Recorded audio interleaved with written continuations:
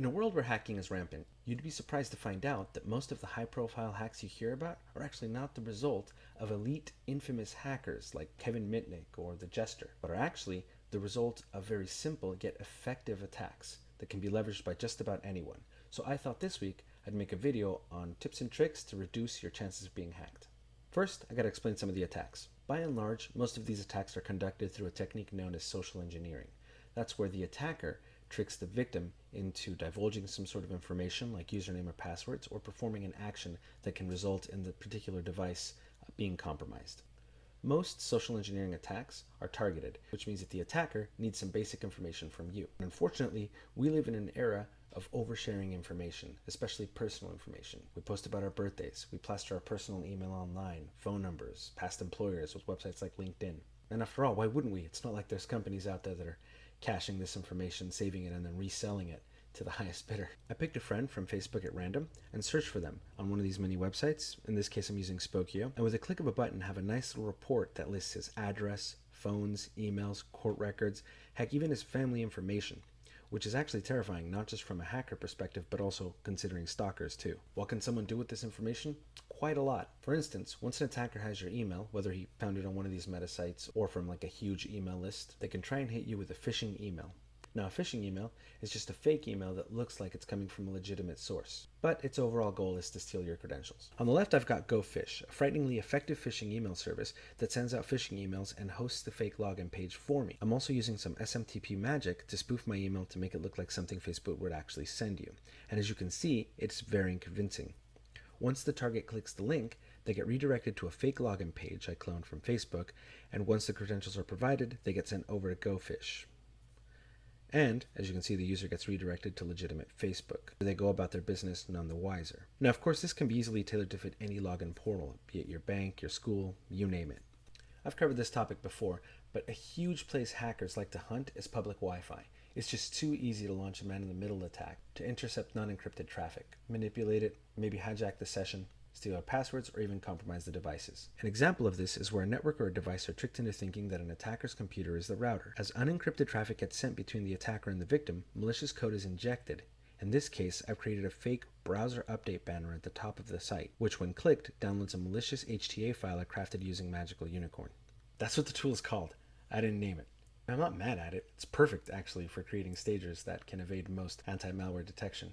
Anyway, on the left I've got my attack computer, and on the right is a target machine. Now once it's opened, a simple warning flashes, and then after that you can see a connection is opened where I now have access to the target computer.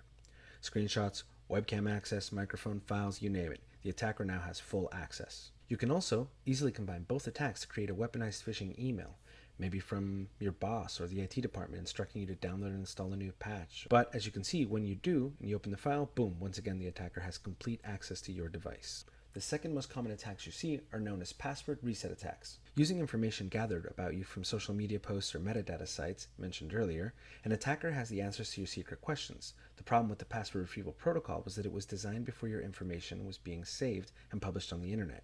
And even with two-factor authentication, wherein a service requires you to provide a PIN that is either emailed or sent to you via SMS, all an attacker has to do is request it from you. And if you don't realize you're talking to the attacker and not the legitimate service, they will forward that and gain access to your accounts. As simple as this attack might seem, because of the availability of your information, it is by far the most effective. Okay, on to the tips. Tip 1. Since most of these attacks require the attacker to know basic information about you, I highly recommend you get the information scrubbed from the internet. An excellent service I use called Delete Me by Abine does exactly that. You get a subscription, and their operators hit every major metadata site and continuously remove you from their information for you. I dug up my initial report they sent over, and I was very pleased with their progress. If privacy is important to you, I highly recommend that you check them out. I even provided a discount link in the video's description. Tip 2. Obfuscate your password reset answers. Since social media is a treasure trove of quizzes you filled out 10 years ago, people probably know what your first car was and your mother's maiden name. So the solution is to change your password reset answers so that they don't match your information.